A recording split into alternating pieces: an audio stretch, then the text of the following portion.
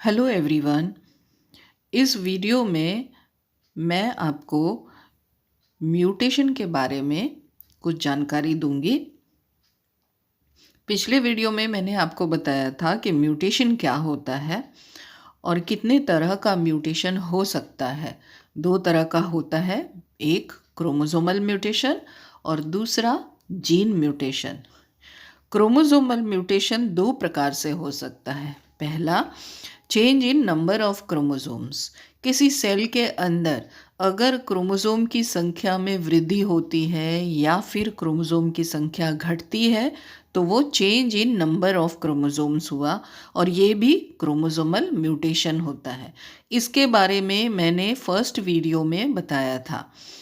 Second, change in structure of chromosomes. तो chromosome के अगर भीतरी स्ट्रक्चर में कुछ चेंजेस होते हैं तो वो क्रोमोसोमल एबरेशंस कहलाते हैं और ये क्रोमोसोमल एबरेशंस के बारे में ही इस वीडियो में मैं आप लोगों को बताऊंगी। क्रोमोसोमल एबरेशंस क्यों होते हैं, यानी कि उसका स्ट्रक्चर क्यों बदलता है या उसमें कुछ डेफिसिट क्यों होती है, इसको समझने के लिए पहले आपको थोड़ा सा मियोसिस रिकॉल करना पड़ेगा। मियोसिस में याद होगा आपको कि प्रोफेज वन और मेटाफेज वन, टीलोफेज वन, ये सारे स्टेजेस होते हैं। Prophase, metaphase, anaphase, telophase. Prophase one में उसके 5 सब स्टेजेस होते हैं: लेप्टोटीन, जाइगोटीन, पैकिटीन, डिप्लोटीन, डाइकाइनेसिस। तो जाइगोटीन स्टेज याद कीजिए, उसमें होमोलॉगस क्रोमोसोम्स का पेयरिंग होता है, यानी कि अगर हमारे सेल्स में 46 क्रोमोसोम है तो 23 पेयर्स हो जाएंगे, पेयर में नज़र आने लगेंगे। तो ये पेयर होमोलॉगस पेयर्स कहलाते हैं। और नेक्स्ट स्टेप में यानी पैकिटीन स्टेज में ये लॉन्जिट्यूडनली स्प्लिट होते हैं और टेट्राड का फॉर्मेशन करते हैं, जिससे कि इन पेयर्स में 4 आर्म्स नज़र आता है, 1 2 3 4।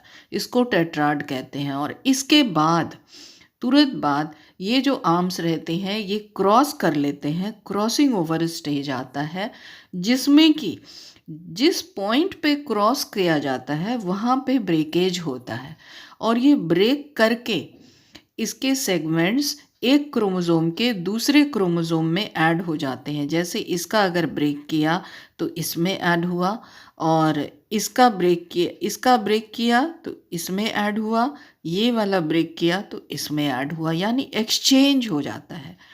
तो ये जो एक्सचेंज होने वाला टाइम है, इसी समय में कुछ ना कुछ गड़बड़ी हो सकती है।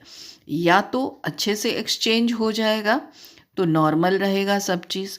अगर अच्छे से एक्सचेंज नहीं हुआ तो इसमें क्या हो सकता है कि एक सेगमेंट कहीं टूट के साइटोप्लाज्म में चला गया तो इसमें वो पार्ट डेफिसिट हो गया। ये हो सकता है कि एक इसमें एक्स्ट्रा पार्ट कहीं से ऐड हो गया तो इसमें एडिशन हो गया। ये भी हो सकता है कि ये उल्टा होके जुड़ गया या सीधा ही जुड़ा तो कहीं और जुड़ गया। तो ये सारी चीज़ें होती हैं, हालांकि इसकी संख्या कम होती है लेकिन फिर भी यही बेसिस होता है क्रोमोसोमल एबरेशंस का। तो आते हैं कि कितने तरह के क्रोमोसोमल एबरेशंस हैं। सपोज हम लोग स्टैंडर्ड वे में 2 क्रोमोसोम को लेके चलते हैं। ये हमारा क्रोमोसोम है 1 2 3 4 5 और दूसरा क्रोमोसोम है 6 7 8 9 10। ये पॉइंट्स हैं इसमें बने हुए, इसको आप जीन्स भी मान सकते हैं, लेकिन क्योंकि हम क्रोमोसोम की बात कर रहे हैं तो यहाँ पे जीन्स की बात नहीं करेंगे। ये इसके पार्ट्स हैं, सेगमेंट्स हैं। तो सबसे पहला इसमें क्या हो सकता है, जैसे ये 1 2 3 4 5 है तो 1 2 4 5 इसका 3 टूट के इस दौरान जिस समय एक्सचेंज होता है क्रोमोसोमल पार्ट्स का, तो उस दौरान में ये 3 वाला पोर्शन टूट के अलग हो गया। तो 1 2 4 5 रह गया इस क्रोमोसोम में, इसका एक पार्ट डिलीट हो गया तो ये कहलाएगा डिलीशन। अगर इसी तरह से मान लेते हैं किसी दूसरे क्रोमोसोम से ये 3 जो डिलीट हुआ था ये आके इसमें जुड़ गया, किसी दूसरे क्रोमोसोम में जुड़ गया, तो ये क्या हो जाएगा 1 2 3 3 4 5। तो ये डुप्लीकेशन कहलाएगा, यानी एक सेगमेंट अगर कहीं पे डिलीट होता है तो वो हो सकता है कहीं पे डुप्लीकेट हो जाए, तो ये हो गया डुप्लीकेशन। फिर है ट्रांसलोकेशन। ट्रांसलोकेशन क्या होता है, ये जब एक्सचेंज हो रहा है तो इसका सेगमेंट उसमें चला गया, उसका सेगमेंट इसमें आ गया, यानी कि ये 1 2 3 4 5 था तो अब ये बन गया 6 7, इसका 6 7 वाला पार्ट कट के इसमें आ गया और इसका 1 और 2 इसमें आ गया। तो ये ट्रांसलोकेशन है, मतलब क्रोमोसोम के पार्ट्स को एक जगह से दूसरी जगह जोड़ देना, ट्रांसलोकेट करना। 1 2 इसका पार्ट था, 6 7 इसका पार्ट था।